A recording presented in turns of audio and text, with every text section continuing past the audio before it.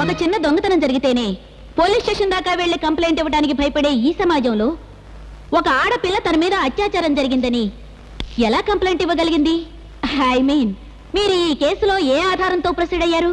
తనకు జరిగిన అన్యాయం బయటికి చెప్పుకోలేక ఆత్మహత్య చేసుకునే ప్రయత్నంలో కాపాడి నిజం తెలుసుకున్నాను. ఇంతకన్నా ఆధారం ఏం కావాలి?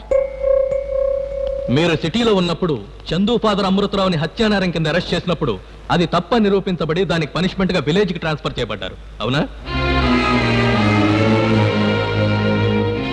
That's all your honour.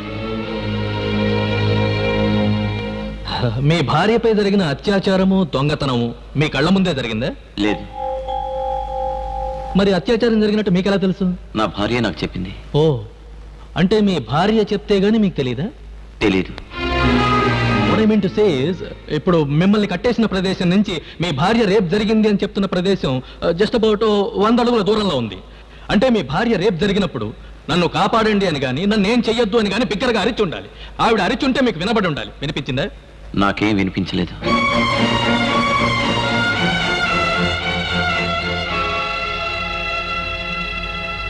ఏమ్మా జ్యోతి, వీళ్ళైనా నీ మీద అత్యాచారం చేసింది? ఒకళ్ళ ఇద్దరా?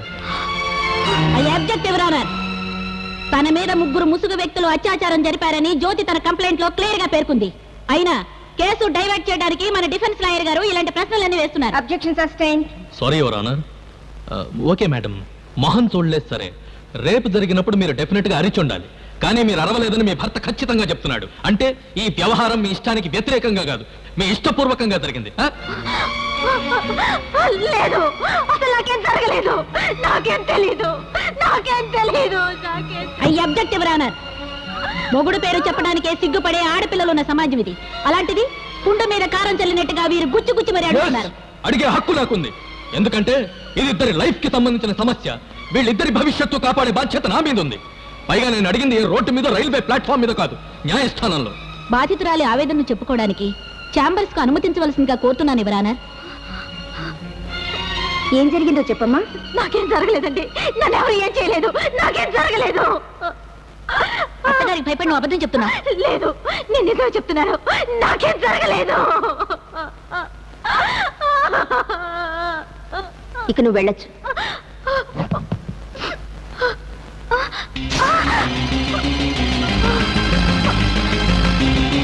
నీకేం జరగకపోతే నీ ఒంటి మీద ఉన్న గాయాలని ఎలా వచ్చాయో జడ్జి గారికి చెప్పగలవా? చూడు జ్యోతి, ఎవరికి భయపడక్కర్లేదు, నిజం చెప్పు. ఎందుకు చెప్పాలండి? చట్టాన్ని కాపాడడం కోసం వీరికి, ధర్మాన్ని నిలబెట్టడం కోసం మీకు నిజం తెలియాలి. కానీ ఈ నిజం చెప్పడం వల్ల నాకే వస్తుంది. నష్టపోయిన నా జీవితాన్ని తిరిగి ఇవ్వగలరా? ఇవ్వరు, ఇవ్వలేరు.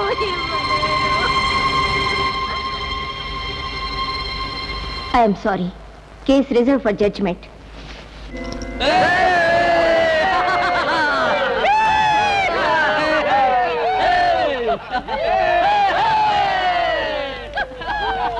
ఎందుకు మొహాల్లో పెట్టారు? పదండి.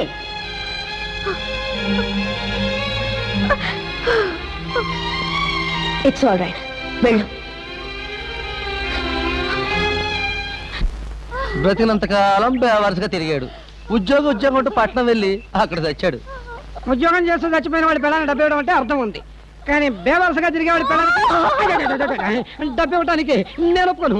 అదేం మాట్రా, మొగుడు చచ్చిపోయిన దానికి ఎకరం పొలం 10,000 డబ్బు ఇవ్వటం మన ఊరు సాంప్రదాయం. ఆయన పోయిన తర్వాత ఈ ఆస్తి పాస్తులు నాకెందుకు అన్నయ్యా? అలా దిగులు పడకమ్మా, తండ్రిలా నేను చూసుకుంటాను, ఆస్తి పాస్తులు నేను చూసుకుంటాను. మీరా? అయ్యో, అప్పుడే వచ్చేసారా? చూచావా మన ప్లాన్ ఎలా చచ్చటైందో? ఇప్పుడు నేను సంపాదించే మగుణ్ణి వెంటనే మన శోభనం జరిగిపోవాలా? జాకీపా, అయ్యో, ఎవరో వస్తున్నారండి. అయ్యో, ఏంటంత తొందరగా మన ప్లాన్ ఫెయిల్ అయిపోయింది? మంచం కింద దూరండి. ఫోటోకి ఏమిటోనమ్మా, నిన్ను ఈ పరిస్థితిలో వదిలి వెళ్ళాలంటే నాకు మనసు అప్పడం లేదనుకో. కొంచెం ఉక్కగా ఉన్నట్టుందే. కాదురా, చల్లేస్తుంది. అవునండి, అప్పుడప్పుడు ఆ ఫోటోలో నుంచి మాటలు వినిపిస్తున్నాయి. నాకు భయంగా ఉంది. తోడుంటారా? అమ్మో నాకు చాలా అర్జెంట్ పని ఉందే, వస్తా.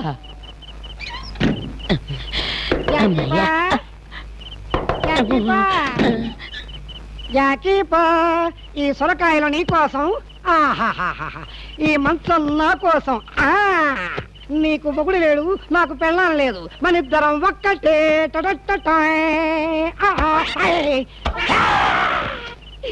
ఏంటి ఈ మంచం ఎలా గుచ్చుకుంటుంది? అది ఆయన మంచం కదా, దాని మీద ఇంకొకరు పడుకుంటే ఎలా?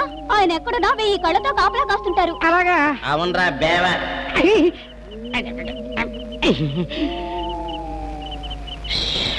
నిన్ను ఒంటరిగా వదిలిపెట్టిపోవటం పెద్ద నేరం అయిపోయిందే. నా పర్సు మర్చిపోయాను.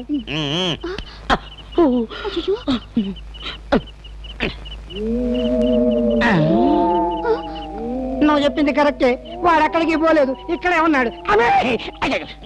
దయచేసి మీరు ఇక్కడి నుంచి వెళ్ళిపోండి. ఆడికొచ్చిన అనుమానం అందరికీ వచ్చిందంటే కొంప మునుగుతుంది. నా పూలు, ఈ ప్లాన్ కూడా వచ్చి రాలేదే. ఇదిగోండి వాళ్ళు ఇచ్చిన డబ్బులు. ఆత్రేయపురం పక్కన అరటి తోట అమ్మకానికి వచ్చిందంట, వెళ్ళి మాట్లాడండి. వాళ్ళు డబ్బిచ్చింది అమ్మాయి పోగొట్టుకున్న నగల కొనడం కోసం కదే. ఇది 1,00,000 రూపాయలు. పోయి నగల ఖరీదు 50,000. మిగతా 50,000 మీ కోడలు శీలానికి ఖరీదు కట్టారా అత్తయ్య? అవునులే, డబ్బు తీసుకుని పడుపు వృత్తి చేసేదానికి, జరిగిన తర్వాత డబ్బుతో కడిగేసుకునే మనకి పెద్ద తేడా ఏముంది? మళ్ళీ మనకు ఏమిటి, నాకని చెప్పు. చూసారా నిన్నటిదాకా నోరు తెరిచిందా? అవును, నిన్నటిదాకా నేను మోగదాన్ని. మీరు తప్ప నాకు ఏ ప్రపంచమూ తెలియదు, తెలుసుకోవడానికి కూడా నేను ఎప్పుడూ ప్రయత్నించలేదు. ఆనాడు చీకట్లో, ఈనాడు 10 మందిలో చెడిపోయాను. మీ ఇంటి పరువు కోసం నన్ను బజారుకి ఇచ్చారు. మనిద్దరం కలిసి ఉండడంలో అర్థం లేదు అని మీరు 10 సార్లు అన్నప్పుడు నాకు అర్థం కాలేదు. ఇప్పుడు అర్థమైంది. వస్తాను. ఎక్కడికి? చావడానికి సంచెందుకు పట్టుకెళ్తానండి. అమ్మా జ్యోతి, జ్యోతి ఆగు జ్యోతి. బాబు, వెంకటరశ్మి గారిని అమృతరావు కొడుకు, బాలరెడ్డి కొడుకు కొట్టి పడేశారు. దయచేసి ఆవిడ్ని కాపాడండి. పెద్దవాళ్ళతో గొడవ పెట్టుకుంటే అంతే జరుగుతుంది. ఇదిగో నువ్వు మధ్యలో అనవసరంగా తలదొరుతుంది. అమ్మా నాన్న లేని అనాథ పిల్లండి. మీకు గొడవలుంటే కోర్టులో తెలుసుకోండి.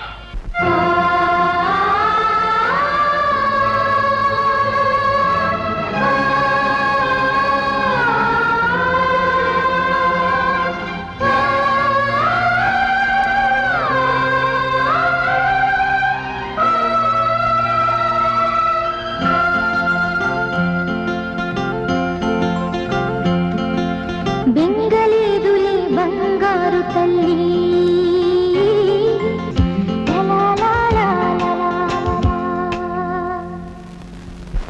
ఆడి ఇంటిని మొగుడిని వదిలేసిన ఆడదాన్ని ఎవడైనా సరే చేయబట్టుకుంటాడు. అయినా దానికి ఇదేమైనా కొత్త? అయ్య బాబోయ్, ఇదేమిటండి ఇలా తంతుంది? ఆ పని చేయాల్సిందే నేను. థ్యాంక్స్. ముందు మిమ్మల్ని అనాలి. ఎర్రగా బుర్రగా ఉంది కదా అని కులం గోత్రం కూడా చూడకుండా కోడల్ని ఏరి కొరి తెచ్చుకున్నారు. ఇప్పుడు చూసారా సంసారం ఎలా ఎలాగబెట్టిందో? నోర్మయ్, అది అలా తయారు కావడానికి కారణం నువ్వు, నీ కడుపున పుట్టి పిరికి వాడిన నేను. అసలు కులం గోత్రం గురించి నువ్వా మాట్లాడేది? ఇంకొకసారి నా భార్యను ఏమైనా అన్నావంటే నువ్వు ఉండేది అక్కడే. ఎవరు చెప్పారు నేను ఓడిపోయానని? చిన్న రెస్ట్ దొరికిందంతే. తర్వాత చూడు, ఈ కేసులో మిస్టరీగా ఉన్న ఆ 3వ వ్యక్తిని పట్టుకుని ఆ తండ్రి కొడుకుల్ని ముప్పు తిప్పలో పెడతాను.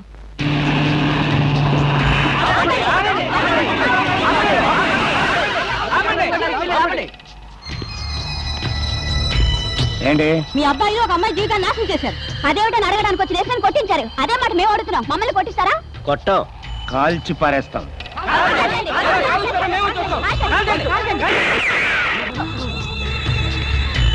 ఒరేయ్ బాలరెడ్డి, నిన్ను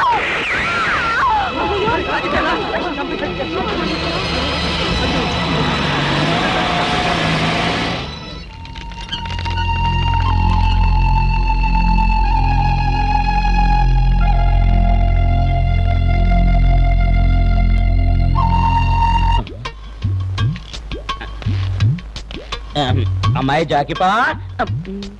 ఏమా మీ మామగారు వచ్చారమ్మా? మావయ్య, ఆయన పోయి 6 ఏళ్ళయిందే.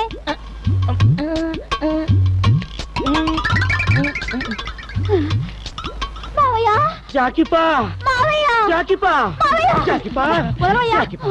ఉడుం పట్టు ఎందుకైనా మంచిది మీ బావగారిని బయట పడుకోని చెప్పమ్మా. ఇప్పుడే ఇలా ఉన్నాడు, వయసులో ఎలా ఉండేవాడు.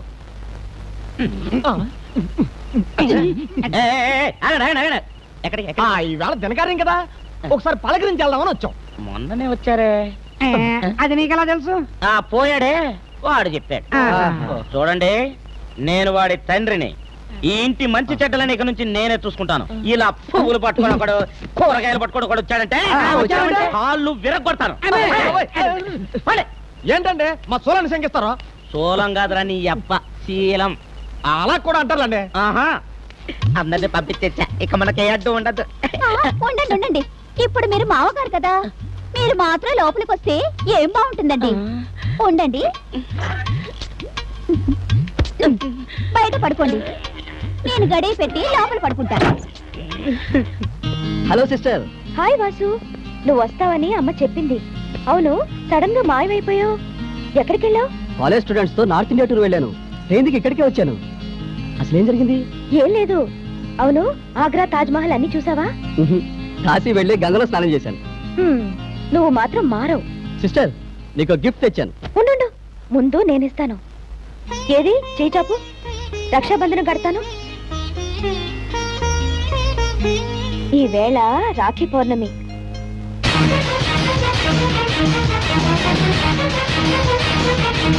వాళ్ళల్లో ఒకరి చేతికి మాత్రం పావు గుర్తున్న పట్టుబట్టు ఉంది.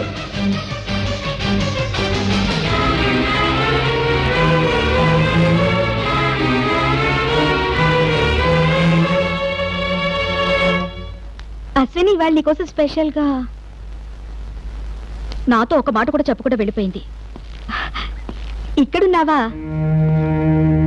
ఏం కొంప మునిగిపోయిందని అప్పుడే యూనిఫామ్ వేసుకొచ్చావు? జ్యోతి కేసులో మీ అబ్బాయిని ముద్దాయిగా అరెస్ట్ చేస్తున్నా.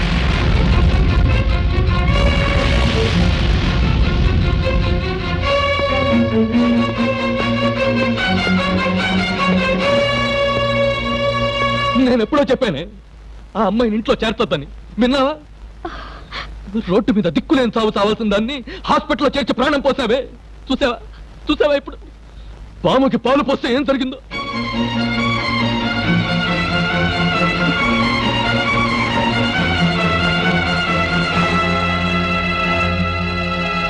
అమ్మా వద్దు, నన్ను అమ్మ అని పిలవద్దు. ఈ మాయ మాటలు వినే కదా నాకున్న ఒక్కగానొక్క కొడుకుని పోగొట్టుకుంది. నీకోసం నా భర్తతో కూడా గొడవ పెట్టుకున్నాను. అసలు నీకు నాకు ఏమిటే సంబంధం? ఏం లేదమ్మా, తల్లి తండ్రి లేని అనాథమని జాలి చూపించినందుకు ఇదేనా ఫలితం? అవునులే, అమ్మా నాన్న ఉంటే కదా వాళ్ళ బాధ ఏమిటో అర్థం చేసుకోవడానికి. చాలు, నీలో ఇద్దరు మనుషులు ఉన్నారని నేను అనుకోలేదమ్మా. నాలో ఇద్దరు మనుషులు ఉన్నారమ్మా. ఇద్దరు మనుషులున్నది నీలో. నాకున్నది ఒక్కగానొక్క కొడుకు అని రోజుకి 100 సార్లు చెప్పేదానివే. నీకు పుట్టింది ఒక్క బిడ్డనమ్మా, ఇద్దరు కాదా?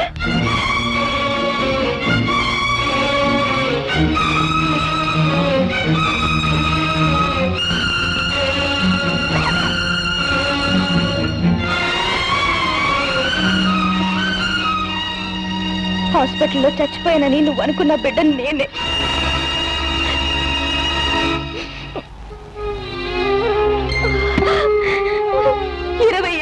తల్లి మొహం తెలీదు. తెలిసిన తర్వాత కూడా అమ్మాని పిలవలేక ఎన్ని రాత్రులు ఏడ్చానో తెలుసా అమ్మా? అసలు నాతో ఒక్క మాట కూడా ఎందుకు చెప్పలేదు? నీ భవిష్యత్తు నాశనం కాకూడదని.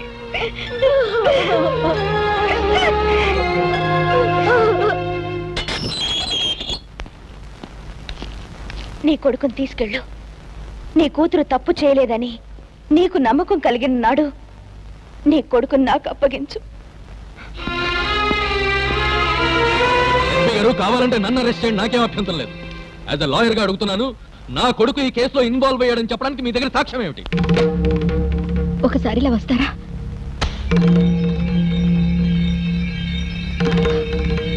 చెప్పరా, అబద్ధం చెప్తే నీ తల్లి చచ్చినంత ఒట్టు. జ్యోతి కేసులో నీకు సంబంధం ఉందా లేదా? చెప్పరా. ఉంది. మేము ముగ్గురం ఎగ్జామ్స్ రాస్తున్నప్పుడు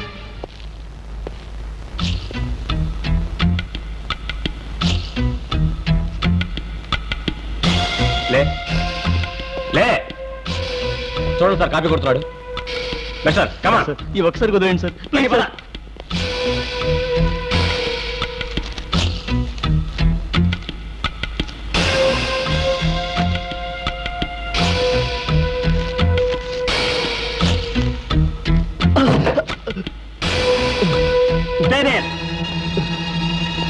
సార్ ఇవి నావి కావు సార్, నేను కాపీ కొట్టలేదు సార్. కావాలంటే నా పేపర్స్ చూడండి సార్.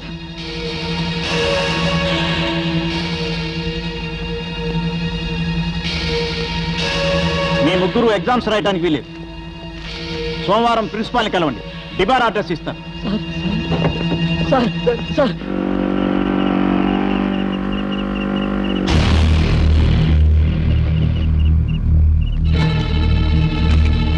ఏం కావాలి?